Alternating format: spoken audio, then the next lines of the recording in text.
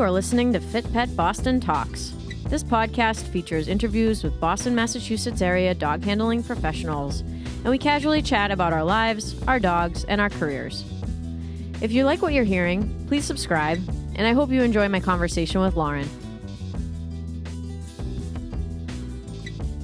Okay, we're rolling.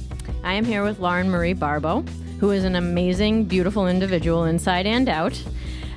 She is a vet tech at Holmes Family Vet Clinic, which is in Walpole. She also works with Bark Boston, which is BARC, which is Boston Animal Rescue Coalition? Collaborative. She is on the board of directors at Project Samana. She runs Junior's Paws for a Cause, which is an amazing 5K road race in Natick that she does every year in April, right, I believe? Yes, the last Sunday in April for the past Sunday 4 years. 5 years strong this year, right? Yep. Cool.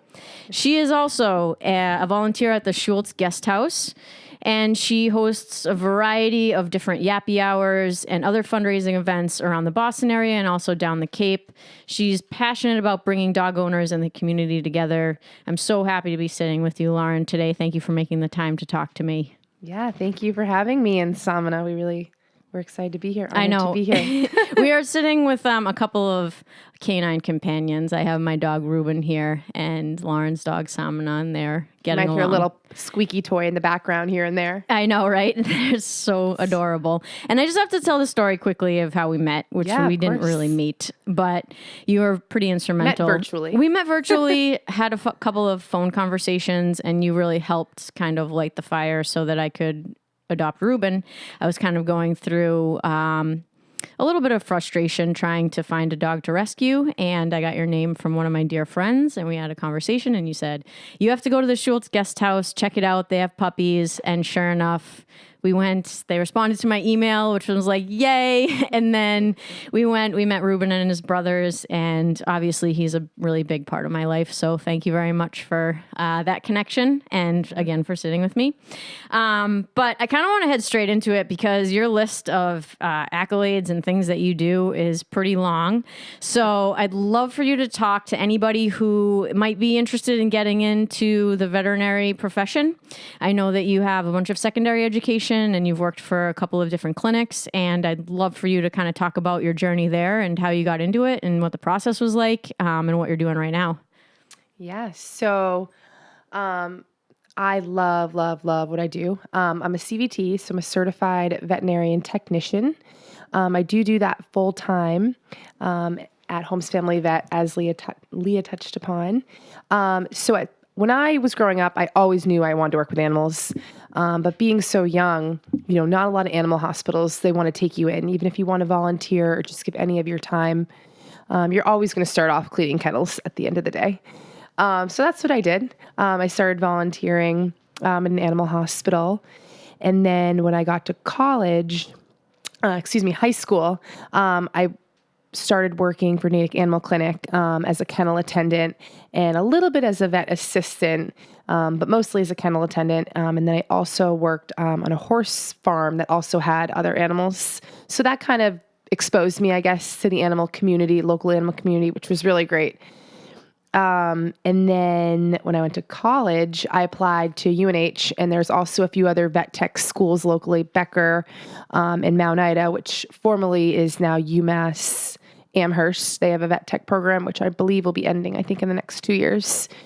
But there are some vet tech schools locally, which is awesome. You can also it's Massasoit, and I think they're an online program. So can I interrupt you for a second? Yeah, of course. So you studied for your undergraduate degree, veterinary technician. That's a major? Yep. So veterinary technology is a major, or you can do animal science. So I went to the University of New Hampshire, which is nice. They have two options. You can do an associate's or a bachelor's degree.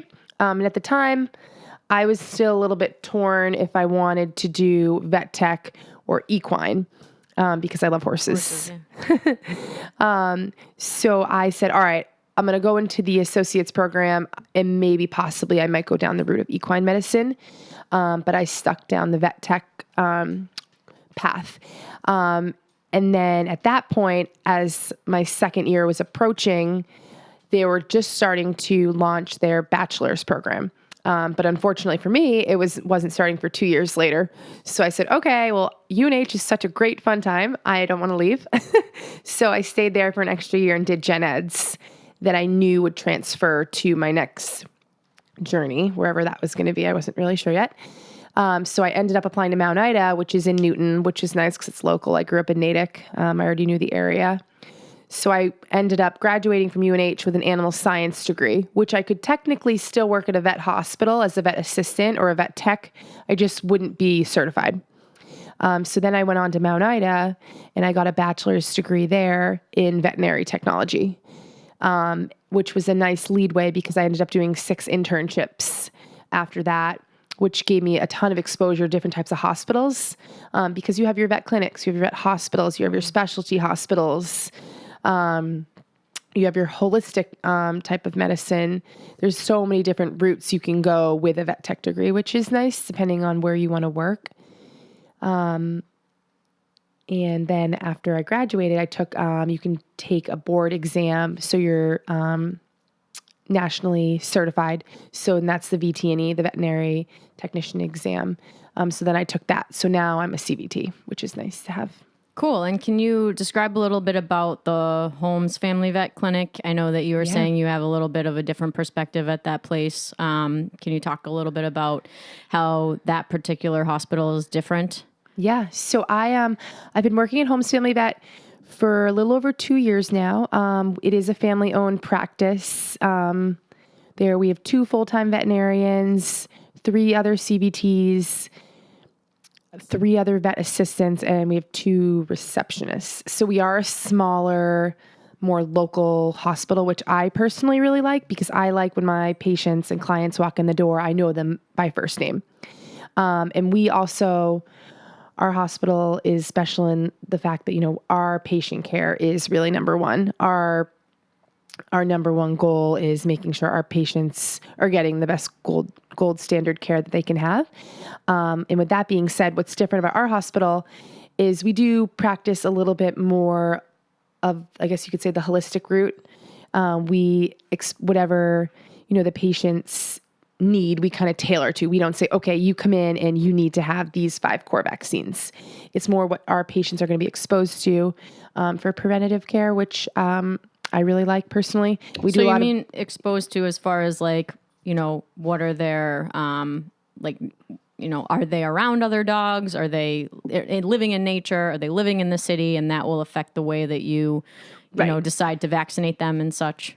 Right, exactly. So depending, a lot of hospitals, and this is, I guess, more my personal opinion, because I've worked at a few different clinics. So this is me comparing to where I am now. A lot of hospitals will just give the 5 core vaccines, the rabies, the distemper, the bordetella, the lepto, the Lyme, but they're not always being exposed to those types of things. If your animal isn't going to be out in nature and they're not going to be exposed to leptospirosis, or they're not being boarded or going to daycare or going to grooming facilities, they don't necessarily need the bordetella vaccine. So I really like that our hospital in that aspect is, very tailored to each patient. And we do a lot of vaccine titering as well. So instead of giving, a distemper DHPP vaccine every year, we will titer it because the body doesn't necessarily always need, the antigen of the vaccine every year because their body builds up the immunity to it. Can I ask you I've heard that rabies, after you get that first shot, that it stays in the dog's system and some of them don't need the second shot. Is that true? Or so rabies is given initially when they're a puppy, it's given. And then after that, they can get a 3-year vaccine. But rabies by law has to be given every 3 years unless there's discretion otherwise. Right. But yeah, that's always a lot of owners, touchy one. Yeah. More of a discussion for a veterinarian to have. But yeah, definitely it is required by law. So we do vaccinate rabies for all of our patients. And it's the other more elective ones that you kind of tailor to what the dog might be being exposed to. Right. Cool. Yeah. That's amazing. I wish you were closer to Woburn. Little road trip. Thank you for going into that, because I think one of the things we spoke about before was just creating a platform with this podcast to let people know about your journey and how you became a vet tech and what it takes to, to go down that road should you choose it. And I think a lot of people in the animal industry also don't have the secondary education. Like I do have a secondary education that has nothing to do with dog walking. It addresses the business side of what I do every day, but of course that's not the core of what I do is, the core of what I do is walk and train dogs and keep them safe. So I think that it's interesting to get that perspective from somebody that, has a pretty extensive secondary ed. Do you have any aspirations of being a vet or? I get asked that question a lot. I don't. Even when I was younger, I always wanted to be a vet tech, which is interesting because I feel like now that I'm living through it, I didn't necessarily know what it was, I think, as a child. Right. So even just growing up, I always wanted to be a vet tech without actually knowing, the difference between, I think, a vet tech and a vet at such a young age. But I really, truly love working hands-on with the animals. I love, giving their treatments and, being able to be there for them, post-op surgery and doing their treatments and being in the exam room with them and, comforting them, giving them, whatever they need for care. But, vets are amazing. But I love being a tech and, there's a need for everything. So it's nice that it's a good balance. Yeah. Fills it in. Yeah. Well, the vet tech is the one that, when I go to the vet, if there's like an aggressive dog or a dog that needs to be muzzled or sedated, the vet tech is the one that, is really at the forefront of figuring out what the animal needs and being able to safely handle them before the vet even comes in. Second thing about that, you said the word muzzle and that kind of stimulated that in my mind. Our hospitals, we're fear-free certified. Mm-hmm. So we don't use any muzzles, rabies poles or any of that type of tactic. We use a lot of towel wrapping, which soothes the animal a little bit more. We, I think, probably should buy stock in peanut butter because the amount of peanut butter that we go through a day is a lot.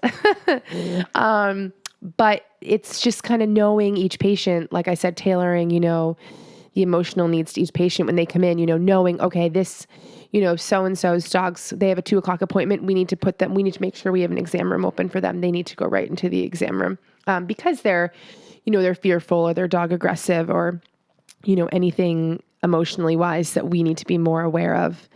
But yeah. Yeah, that's awesome.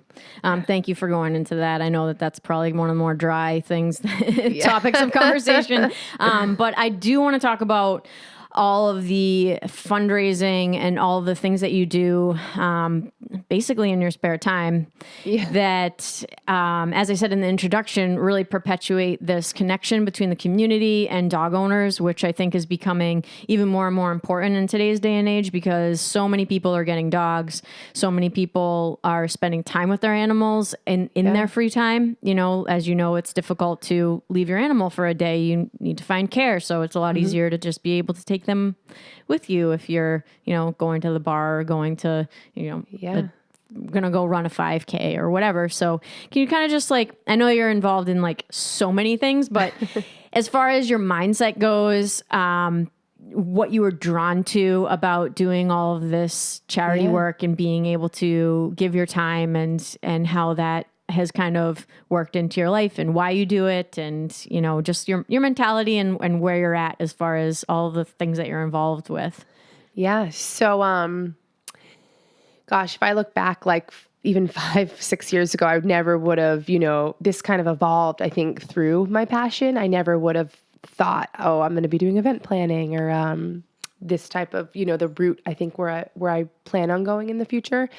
I think, my favorite quote my dad always says to me all the time is, if you love what you do, you'll never work a day in your life. And it's really true. It's really important to find your passion because it doesn't even feel like work. I probably volunteer at least 10 to 15 hours of my time a week around events or just helping with the dog transport or just helping another rescue out that needs some assistance. And I don't even think of it as work. It's just kind of second nature to me. I feel weird if I go through a day without, helping a dog or do some sort of event planning. I'm like, well, okay, this is weird. But the reason I started I guess if you want to backtrack a little bit longer ago, I was working at Lululemon at the time when I did my first rescue spay-neuter mission with Project Samana. And the reason I picked Project Samana was because I really wanted to get involved with a nonprofit. And I love all the local, bigger corporate nonprofits in Boston. But I knew from the beginning, I really wanted to be involved in something. I really wanted to make a difference. So I was kind of looking around at some more small grassroots local nonprofits. And I stumbled upon Project Samana. And I noticed that the founder was from Cape Cod, and I have a lot of family that's from Cape Cod, and I'm down there a lot. So I thought, okay, if I'm going to go on this mission trip and I know no one, at least I have a little bit of a connection. I'm not just flying across the world with 20 strangers. I have made me feel a little bit more secure about it. So I packed my bags and I flew down to Samana, Dominican Republic. And when I went down there, I became so immersed in the culture and just wanting to make a difference and just seeing what a difference, my group makes down there just in a week's time, was just really touching to me. Especially not, I've been to, outside of the United States, but usually when you go away to the Dominican Republic, Aruba, you're at a resort. You're not really seeing the actual culture, as much as, hanging out by the pool, having a pina colada is great. It's nice to get outside of the resorts and really see the culture, see, where you are in the world. And that really, really, hit me hard. I think I came back and was just in total culture shock. And I just had such a different appreciation for even my shower turning on. People locally down there barely have running water. And the dogs down there, they don't get to go to the vet hospital if they're vomiting or having diarrhea. They just roam the streets and deal with it. And if that makes them anemic or dehydrated, and that unfortunately takes their life, like the dogs don't have any other options. So when I got back, I was, like I said, I was working at Lululemon at the time, and I said, I really want to make a difference. I really want to do some fundraising. Like, can we do a yoga event? Can I do a 5K? Can I do anything? And they said, sure. If you put it together, we would love to sponsor it. So, 2 weeks later, I come back to my boss and I say, okay, I got everything put together. I have my, my vision and goal sheets for this event. Like, let's make it happen. So I took lead on that, and I got all the permits through the town, which I'll touch upon that in a minute. And then we went from there, and before I knew it, I started a 5K. And then a year later, I wasn't working at Lululemon. And I had a lot of people reach out to me and say, are you doing that 5K again? Are you doing that dog-friendly 5K again? And I said, oh no, I'm not working at Lululemon anymore, so I don't think I'm going to do it. And everyone was like, just do it. You can do it. Put it together. And I kind of just sat there and I was like, you know what? I'm going to do this. I'm going to, take all the fear out of my mind, and I'm going to do it. And what's the worst that can happen? No one shows up, but at least I tried. So I went around to a bunch of local businesses and I said, hey, this is what I'm doing. This is what I'm raising money for Project Samana. We're a 501c3. We're an official nonprofit. I want to raise money, for local dogs and cats on the streets, for us to buy medical supplies. 100% of the proceeds are being donated.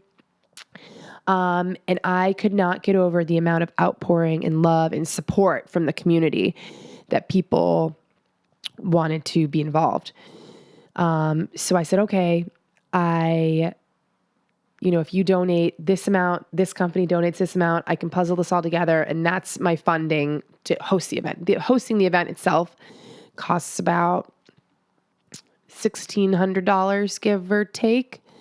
That's with Racewire, my DJ, and then obviously like the small incidentals, but I try to get most of the stuff donated or sponsored.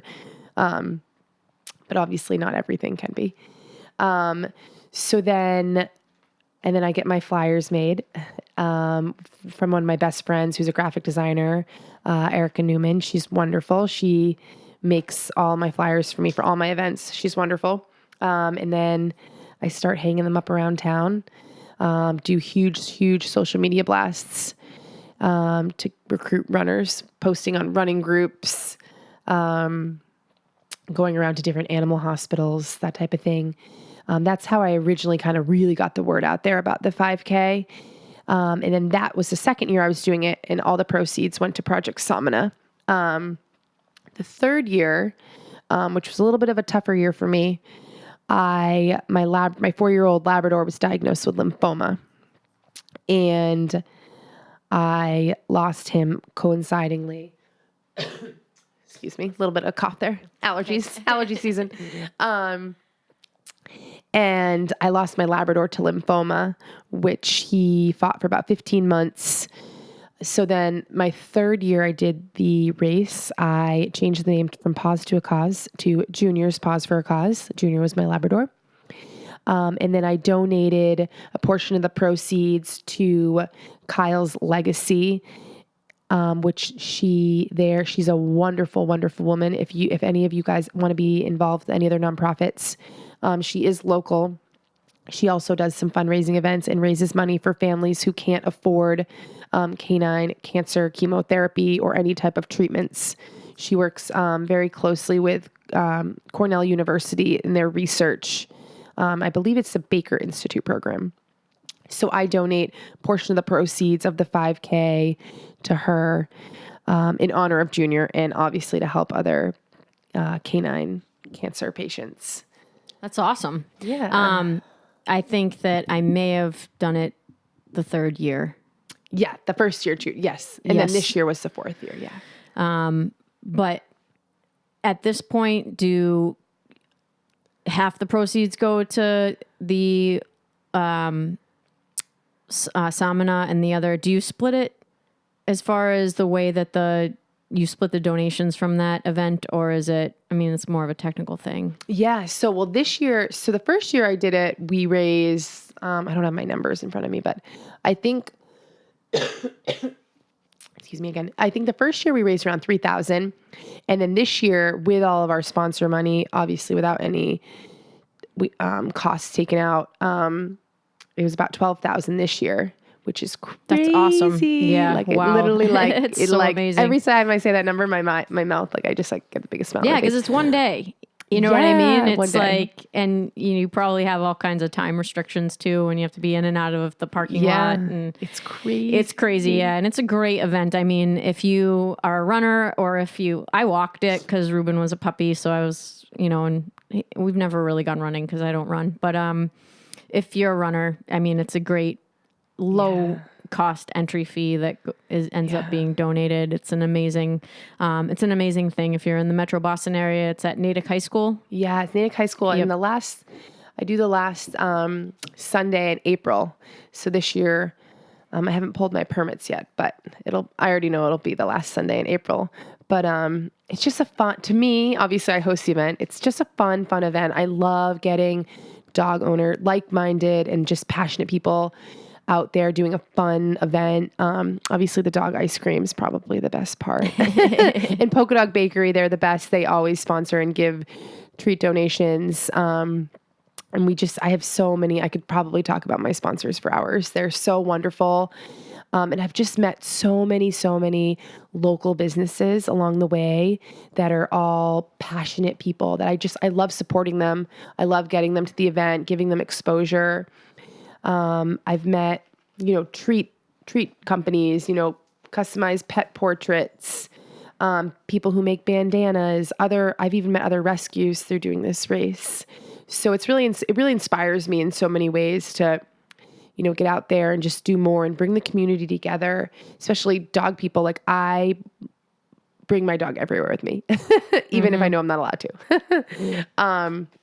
And it's just, I think there needs to be more dog-friendly events, especially whether it's a 5K or if it's one of my Yappy Hours I host, or we do Barktoberfest with Bark, which is a really fun event at different breweries.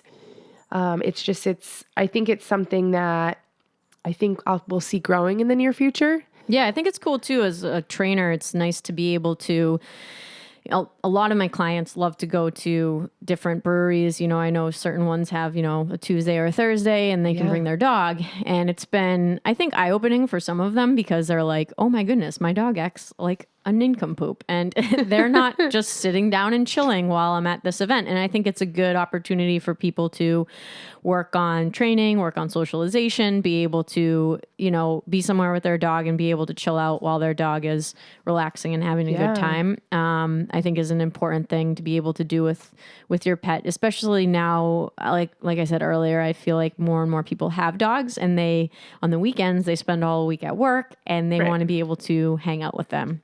And I think that training for an event like a 5K with your dog, if you have a younger fit dog, is totally doable. So if you're listening to this and you're like, my dog will never run with me, maybe they wouldn't, but if you try and train properly and you can walk too. And you can walk. I walked and it's a beautiful walk as well. It's like very low traffic, woodsy. It's a great route too. So if you're around end of April, please consider signing up for that event. It's awesome. Yes, it's so fun. I would love for you to talk about Project Samana a little bit because I think that it's a really cool concept for a rescue. And I think that our traditional view of the way that a rescue works, I feel like we have two types in this area is kind of like a foster rescue type where if you're looking to adopt a dog, you kind of look online and the dogs that are available are being fostered and you kind of set up an appointment in that. And then other organizations are like Schultz or Northeast Animal Shelter where the dogs are kenneled and you kind of go in and, set up an appointment and meet the dog and see if you guys click. But Project Samana, you have this amazing farm down there pretty much where the dogs are able to be themselves. And then I feel like upon transport, they don't spend a lot of time in a kenneled environment or even in a foster environment because you're so on top of the social media part of it that the dogs are, they're out there and people are generating interest. So, and I think from a trainer's point of view, and it's really tough because a lot of the dogs in the shelter system right now, some of them have been there for like so long that they develop a lot of behavioral problems or they can develop behavioral problems. And, you hear about a lot of dogs being euthanized in the shelter system here because it's really difficult to adopt out a scared or seemingly aggressive 2-year-old pit bull that has spent 1 year of its life in a cement cage and then they don't really take to anybody that they see. But I feel like Project Samana has a whole different type of structure, really. So I'd love for you to just talk a little bit about that. And also if you could give us just like a shout out to the social media pages where people can check out the dogs that you guys have and see how they can be a part of it, even if they wanted to donate. But it really is a unique situation that you have. And I would love for you to talk a little bit about that, just to give people an idea of what you guys do. Yeah. So Project Samana's primary purpose is spay neuter. So we go down and we spay neuter all the street dogs and the locals who own dogs down there. And then secondary, there's a few of us so a woman who lives down there year round, she has a farm, like Leah was saying, and she'll take in street dogs. She'll vaccinate them, get them healthy, keep them, which is a huge, huge, piece. Because a lot of people say, hey, I'm going on vacation. Like I found a dog on the street. Like, can I take it home? I'm like, no, I wish you could. Well, you wouldn't be able to travel with the dog, right?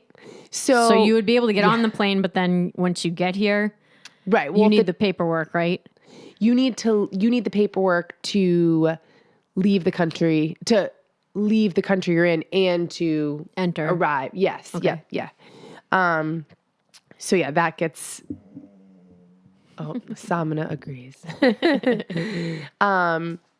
By the way, my dog's name is Samana. It was one of the first dogs that I came across when I was volunteering down there a few years ago. A little cliche, but it works. I was like, what should I name her? And I couldn't think of anything in the moment. And I was like, we'll call her Samana for now. And then it just stuck. But she's an angel. So in that aspect is I'll have people reach out to me and say, hey, I'm looking to adopt a dog. And then I'll put them in contact with Kim, who lives down in Samana, Dominican Republic year round. And she has, access to so many dogs down there that all need homes. And it's nice because they're well socialized because they're around people, they're around other dogs. She knows most of their behaviors because she's around them so much on the farm. So then in that aspect, it's nice because if I have someone say, hey, I'm looking for a 1 to 2 year old dog, this type of personality needs to be friendly with kids or cats, I can give them Kim's info and then, I can kind of be the middleman a little bit. But they arrange everything else. Or if we have someone, flying up from the Dominican Republic, they can fly with the dog, that type of thing.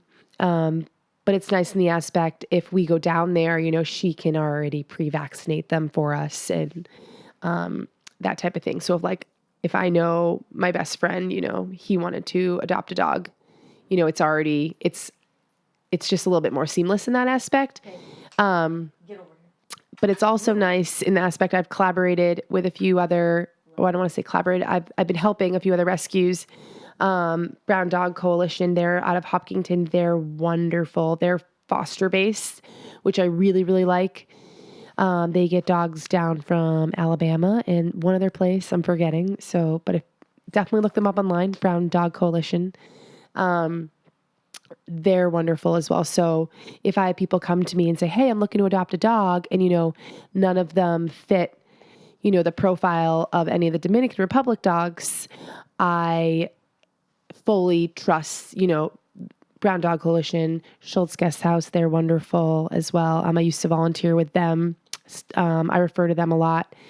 But it's nice, instead of just being focused on like my single nonprofit, I love, at the end of the day, no matter where the dog's coming from, I want to help it, whether it's internationally or within the United States. Yeah, I think you have this very unique personality too, to where you want to help the dogs, but you also want to help people too. Yeah. And that's something that, you don't always see. I feel like a lot of times, I had a huge faux pas this week, with one of my clients, and it was just as simple as Leah, we work with people too. You don't just work with dog, Yeah. So I feel as though you have this very unique perspective in that you have a compassionate heart for the animal, and you also love putting people in touch with each other. You love putting people in touch with dogs. You love, the first time we talked, we didn't even know each other, and you talked to me on the phone for an hour to try to get a dog in my life that would be a good fit without even knowing me. So it's those qualities really lend themselves to this type of work. And I really, for the listener, I don't know how important the message is, or how cool the situation is where you can rescue a dog that is not living in the kennel environment. Yeah. Because as a trainer, even, we see a lot of dogs that get rescued from either a local foster or a kennel, a shelter. And the dog takes anywhere from 2 weeks to a month just to get acclimated to living in a house or living in a yard. And having the ability to network with somebody that can try to find you a dog that might fit your needs is a complete anomaly. Even getting a response from a lot of the rescues, just because they have so much work to do and they're short-staffed and they're underfunded and stuff like that, it's really difficult. I know from personal experience to be able to adopt a dog that is a good fit. And the last podcast I did was with Megan Grabeau, and she fosters with Great Dog Rescue, and they get a lot of Catahoula healer mixes, really high energy dogs that would require a special person. And, the number of dogs that get returned after they get placed in a home can be really high. And it might not even because it's not a quote unquote good dog. It's just that it was a bad match. So I think that having this unique circumstance where you're able to vet the dogs and the people, and you have a heart for people. So you actually pick up your phone and return emails and return text messages and have a great sense of personal satisfaction out of being able to set somebody up with the right fit. Yep. Is incredible. And then the fact that the dog is coming from an environment where they're 100% comfortable. And they don't necessarily need that decompression. I mean, obviously after traveling, it's, they probably need some decompression, but it's not the same as adopting a dog that's been in a kennel for 1 year. Yeah, no, definitely. And I think that, it's hard, with those dogs, that have been in a kennel for so long. To me, I would love to get all those dogs in foster. Especially a lot of the shelters, whether it's locally in Boston or up in, down in New York or New Hampshire. I think that's one thing as a community we could all focus on if we all collaborated together, is taking those dogs out of the shelters that have been there for 4+ months, because they do. I mean, I'm not a dog behaviorist by any means, but, it does start to affect them, psychologically and behavioral wise, hearing the other barking dogs in the kennels and becoming cage shy and, seeing humans walk up to them, and they become territorial because that's what they're used to, that cement block space. And it does alter their personalities, in my opinion. But I think that, back to what, you were saying about the, not having them. I was about to go on a rant and then I stopped myself. Not having them, the foster-based community is so, so important. So even if you want to be involved more, in the dog community, but you don't want to adopt, or, you just don't think you have time to have a dog full time, look into fostering, because that is such an important part of the rescue piece. It's literally like the outside of the puzzle, because that is, for rescues to transport dogs, whether it's internationally or, within the States, it's so important for those foster-based shelters to keep running, because of fosters. And, you could either have the dog for a week, you could have it for a month. But it's a really nice start, especially, I hate to use the word millennial because I don't like being considered a millennial. Who is a millennial? I mean, I'm 33 and people are like, oh, darn millennials graduating college. I'm like, I feel like that's, 12 years younger than me is enough to be considered not my generation. But let's say people my age, like, upper 20s. Air quotes, you guys missed them. Yeah. That they really want to get a dog, but they're working full time, or they don't know if they're ready for that commitment yet. Fostering is such a great road to go down, because you're almost getting that exposure of what it's like to own a dog and the responsibility it is. And, even if you're a couple, or if you're a single person, human, whatever you want to say, the responsibility it has on you as like taxing, making sure, your schedule revolves around your pet. And it's definitely a lifestyle shift. It's a lifestyle shift I wouldn't change for the world. But some people aren't ready to take that on. So fostering, I think, is a really, really, I think I don't want to say underutilized, but underlooked, I guess, process when you're thinking about adopting. It's finding a rescue you really like and, say, okay, well, apply for that adoption, but also say, hey, I'm open to fostering before I adopt from you guys. I think that's really a key component in the rescue world that kind of gets overlooked a little bit. Yeah, totally. I think that, especially if you don't really know dogs very well too, I think that it can be a good crash course. If you foster 3 dogs in 1 year, even if it's just for 1 week each, I think that that's going to teach you more about dogs and dog behavior and how they, interact with the world than if you didn't do it. And I think that, the more I handle dogs, the more I learn about them. And, obviously having my own dog helps out a lot, but the more quality exposure that a person can get. And I think a big problem with that I see as a trainer is people getting dogs that just aren't dog people because they are a millennial. All their friends are getting dogs. Their parents got a dog when everybody moved out of the house and they're so happy. Yep. And one of the things that I've seen, or I've done classes with people that are brilliant, like crazy, brilliant, wonderful, wonderfully smart, rich people, and they cannot teach a dog to sit because they just don't have that.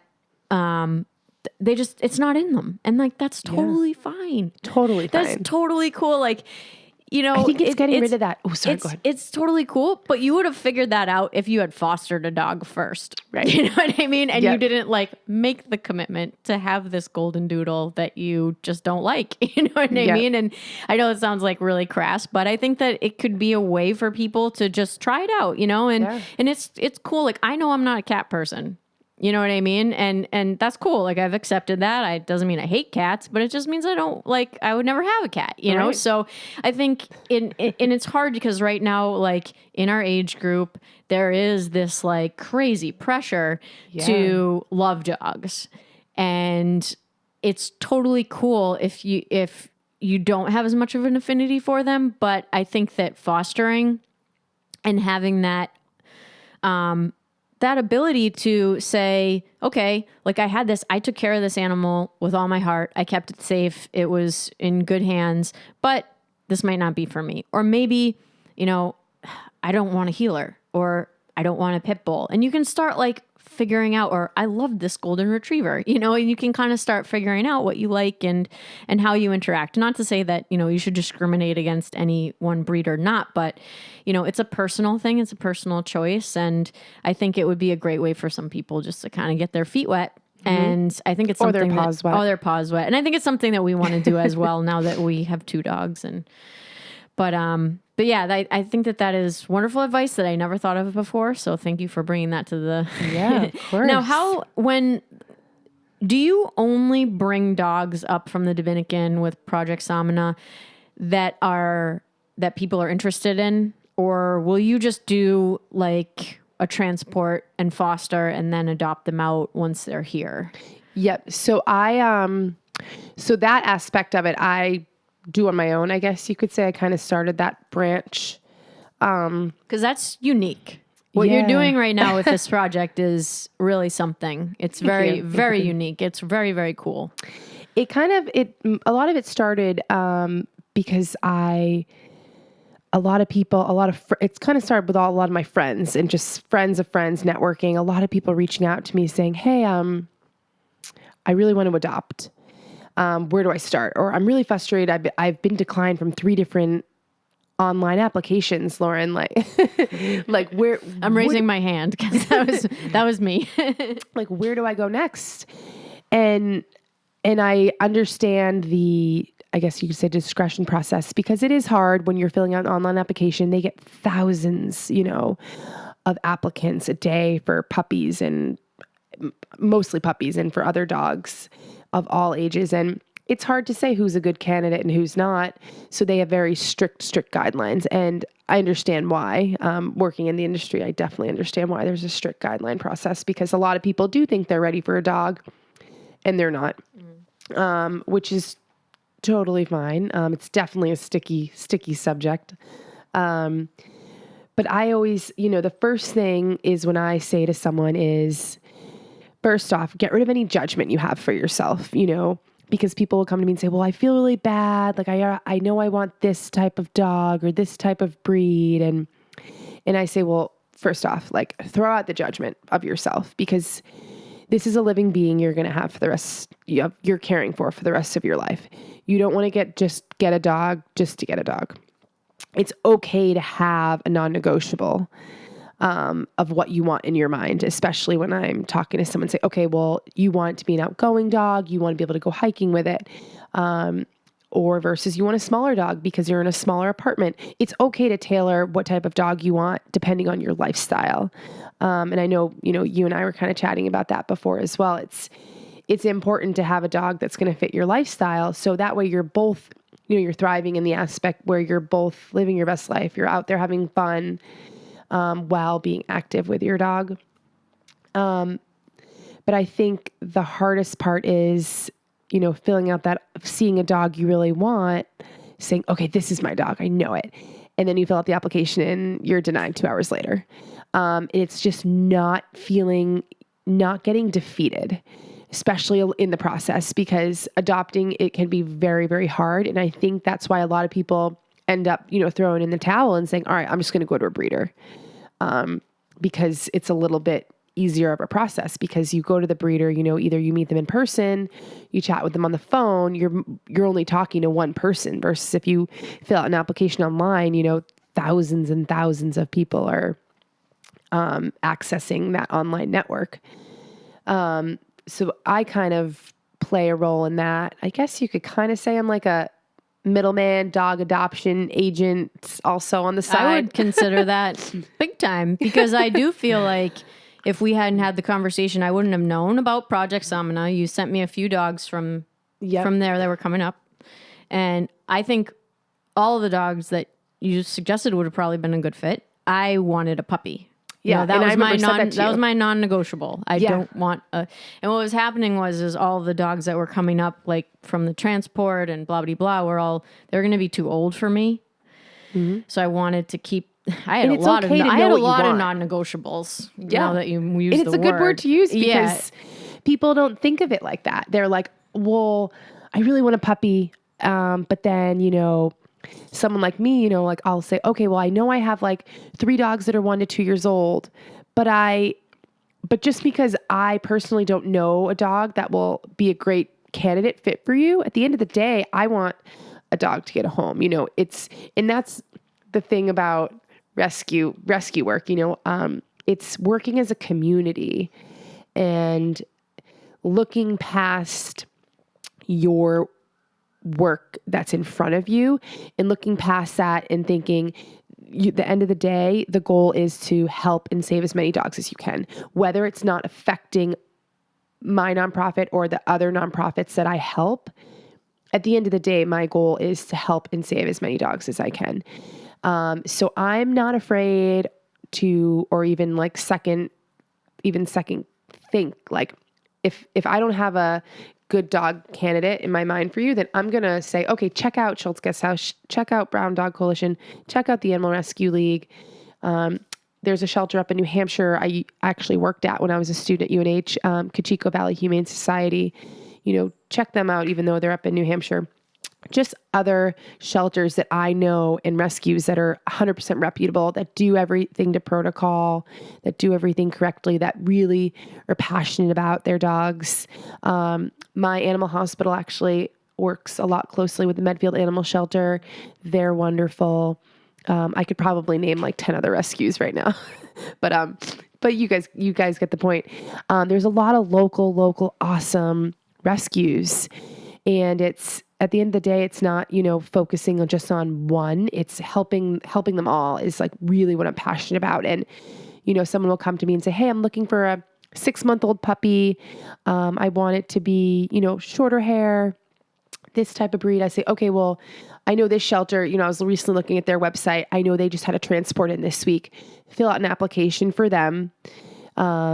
And go and, see where that road takes you. Because a lot of people just look on Pet Finder. They don't realize that there are small local shelters, within our community. And it's more exposure, I think, that I kind of make people aware of, to those local nonprofits. Yeah. And I think also, it was very eye-opening to me.